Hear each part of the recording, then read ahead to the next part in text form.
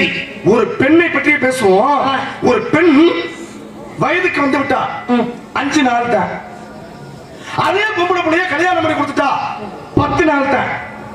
அதே பொம்பளை பிள்ளைக்கு ஒரு குழந்தை பிறந்துருச்சுன்னா 6 நாள் தான். ஆக மொத்தம் 5, 6, 11, 10, 21 நாளைக்குல ஒரு பெண்ணுடைய வாழ்க்கையை முடிஞ்சுட்டா. நீங்க ஒரு பெண்ணுனா இதுக்கு விளக்கம் சொல்லுங்க பாப்போம். சந்தேக கூட்டல கேட்கல, கேள்வியை தான் வைக்கிறேன்.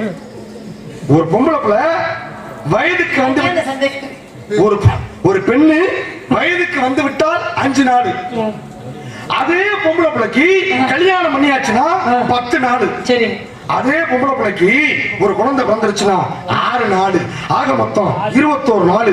இந்த 21 நாளைக்குல ஒரு பெண்ணுடைய வாழ்க்கையை அடக்கம்டான்ட்டேன்.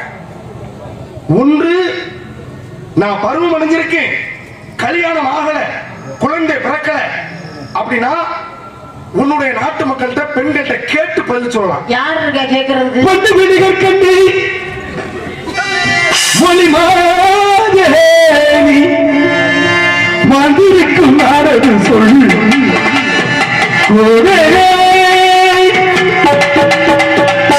பட்டு விடிகள் கண்டு மொழிமாதேவி வந்திருக்கும் நாரது சொல்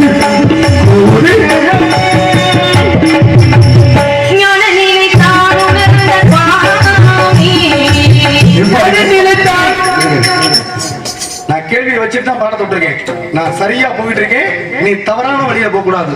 நான் சுட்டி காமிட்டே இருக்கேன். கதை பாட்டு பாடி இருக்கீங்க, பதிலுக்கு கதை பாட்டு நான் பாட போறேன்.